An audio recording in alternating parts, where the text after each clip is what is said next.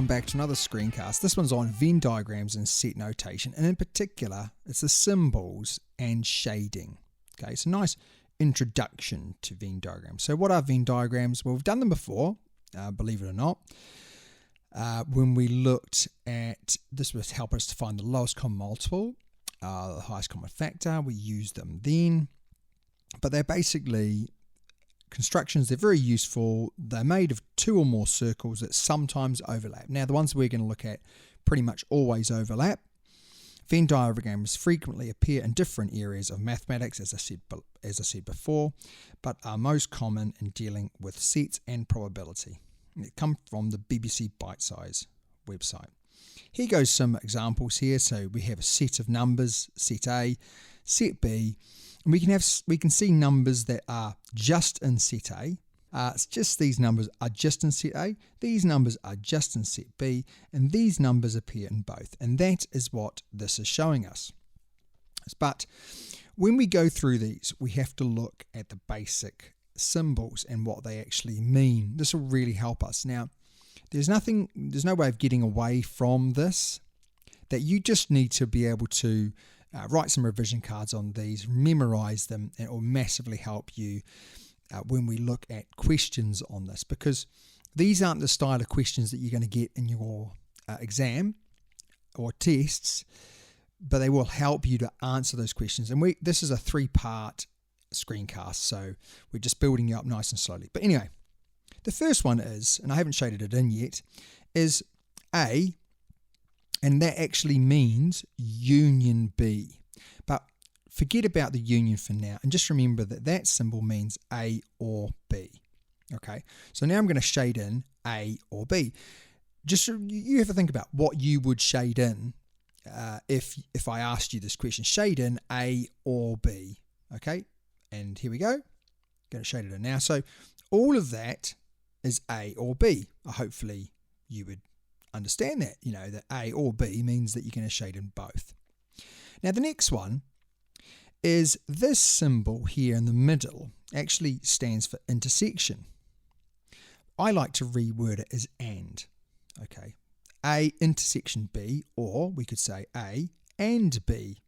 So whereabouts would you find A and B? And that's the really important part, A and B, not A or B. Okay, it's A and B. That would be in the middle. Right? That's the only place where we have A and B and they overlap. The intersection of A and B. The next one is, what about A and when we have that little symbol there above the B, that means not. Okay, so let me reword that. A and not B. So A and not B. All right. Where do we find that information? So basically it's trying to say A, but not B. There we go. That's A, but not B. And it's not anything else. So you can see that box around it because we're going to get to that in a minute. Right? That's everything else. That's everything else. Here we go. Let's have a look at the next one. This is not A and not B. Okay. So not A and not B. So where is everything else? Okay, so we've got not A and not B, so it must be everything else. We shade in everything else up to that, right up to that box. The next one is A or not B. A or not B. All right, so we've definitely got A. So you're going to shade in that or not B. So where else are you going to shade? That's great. Yeah. So you're going to shade in A because it's definitely A, or not B. So then everything else because it's definitely not in B. Now this is where it gets a little bit confusing for some people, but they're saying, hang on, but this part here is in B. It's the wording that's really important. Okay. So A, shade that in, but it's not B, right? But it's everything else. And the last one here, and this is someone would say this is the most difficult one to understand, but I actually don't think it is. We've got A and B not. So what is A and B. So if we look over here, we can see that this here is A and B, and this means that this is A and B. So when it says A and B not, well, it's just not that. So it's everything else. And there we go. Nice and simple. Hopefully you're finding it simple. Now, I'm not going to lie to you. You may need to watch this video a few times. You may need to watch this section a few times. But you will get it. You will eventually get it. I can remember when I first did this. It took me a little bit of time to get there. But I eventually got there. And that's the most important thing, that you eventually get there. All right, so here we go. So now we're going to go the opposite. Now, this for me, what I would do is I would actually work through the ones that you actually feel, oh, I definitely know that one. Just remember, it's either, you've either got that. And I didn't actually speak about that. Let's go back and look at that. So can you see the reason why this is and is because, can we see that? That we can actually write that. We can use that as, that's how I remember it anyway.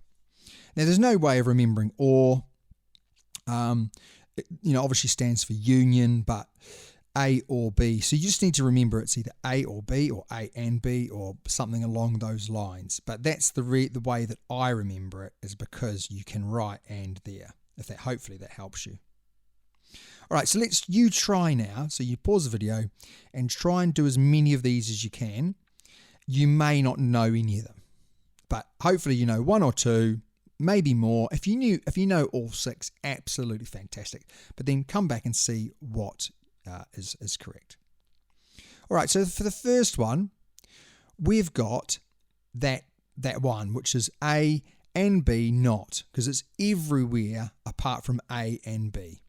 All right, the next one, we have A or not B, because we've got A, everything's shaded in there, but not B. So we then go everywhere else. The next one is A and not B. All right, so we've got A and not B. Okay, so you can see why those are tricky. We can see why those are tricky. We just need to remember the difference between the two. Okay, so this one is going to be not A and not B, but everywhere else. Hopefully you've got this next one, which is A and B, the only parts where they intersect together. And the last one is A or B. So hopefully you got those correct. Now, if you haven't got those correct, go back, because the quiz question is very simply to match them up. And you need to be able to do this to do well in this section. So now it's time for the quiz.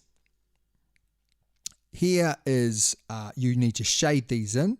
So the first part is copy all this out, shade in what you know.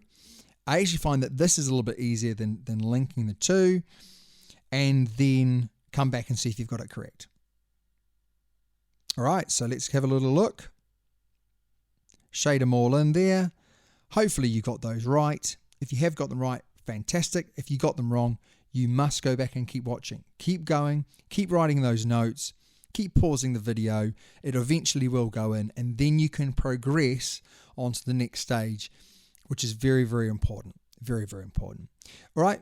Hopefully you've, I don't think anyone has sat there and enjoyed this video, but fingers crossed you've bared it. Write a revision card. Definitely write a revision card on these. It's something that if you write revision cards and you keep testing yourself on, you will eventually get it, and then you'll be absolutely at the races for your exam, which is where we're really building up to. It's always been a pleasure. As always, I'll see you on the next video.